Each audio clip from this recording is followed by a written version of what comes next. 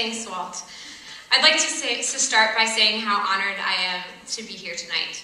I must admit that I feel like a newbie in the room, especially considering that many of the other educators being honored tonight have been teaching since before I was born. I'd like to start with one of my favorite quotes from American writer and theologian Friedrich Buechner. He said that vocation is a place where your deep gladness and the world's deep hunger meet. My vocational journey as an educator began only 4 years ago when I accepted the position at Reagan High School on the south side of Milwaukee. It's been quite a ride navigating a large urban district like MPS and building a music program from the ground up.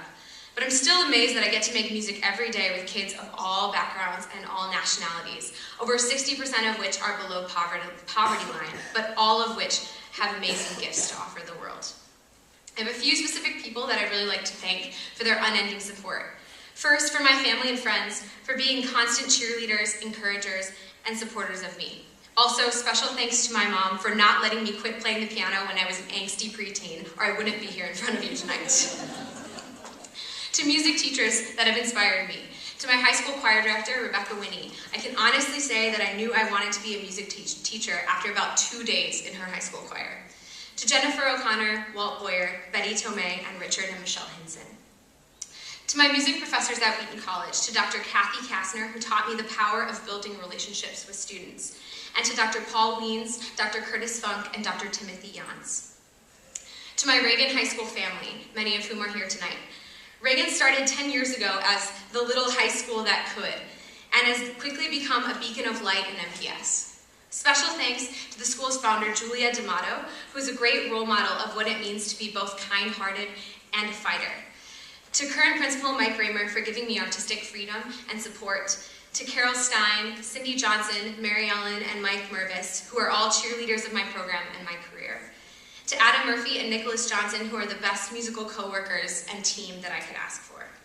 Also, special thanks to the Zilber Family Foundation grant funding that has helped Reagan's program grow from 50 students to 500 in just 5 years.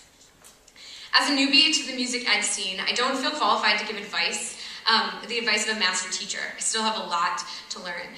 But I'd like to simply offer some observations on the journey so far.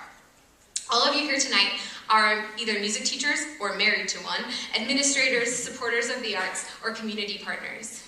As such, you know that music teachers wear many hats, and sometimes too many at one time. We take on many roles, some of which lie outside of our official job description. I thought I'd share some thoughts on the hats that we as music teachers wear, and what taking on those roles have taught me about teaching music and about life. The first is the instructor hat. As a teacher, I feel that I have 3 key things to offer my students. One is music literacy, history, theory, technique, the skills of music, to grow students who are not solely reliant upon me as their teacher, but as independent musicians.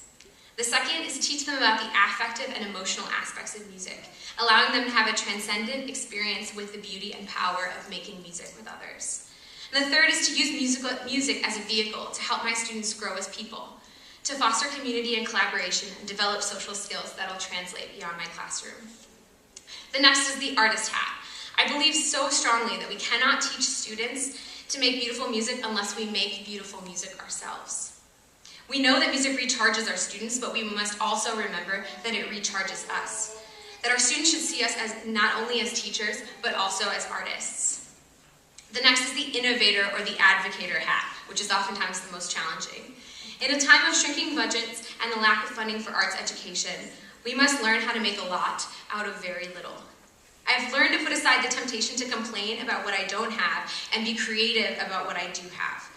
I believe that if you're faithful and creative in cultivating the resources you have, they will grow. It's also incredibly important to pick your battles, to fight for what you believe in, and when necessary, exhaust your creative efforts towards finding solutions that are best for kids.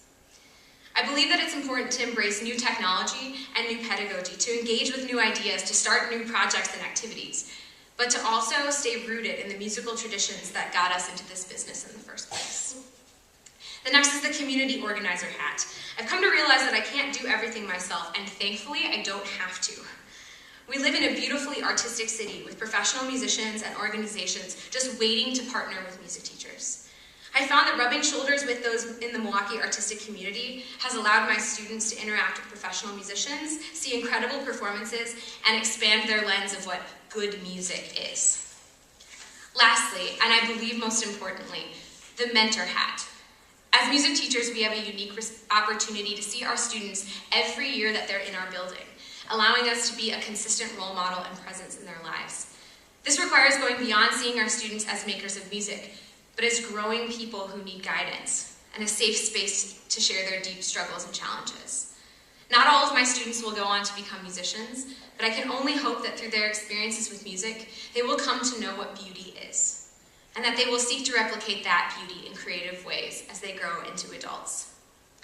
In conclusion, music educators run around wearing many hats, but that's exactly the organized chaos that makes this job so exciting, surprising, and rewarding. Each day is a new opportunity to expose students to beauty and allow them to respond to it and grow from it. That is an honor and a privilege. I'd like to end with a portion of a famous poem by Arthur William Edgar O'Shaughnessy, which was set to music by many notable composers. It serves as a great reminder to music educators and to those who support them of the immense yet beautiful task we have to bring music into the lives of children. It reads, "We are the music makers, and we are the dreamers of dreams, wandering by lone sea breakers and sitting by desolate streams. World losers and world forsakers, upon whom the pale moon gleams. Yet we are the movers and shakers of the world forever, it seems." Thanks.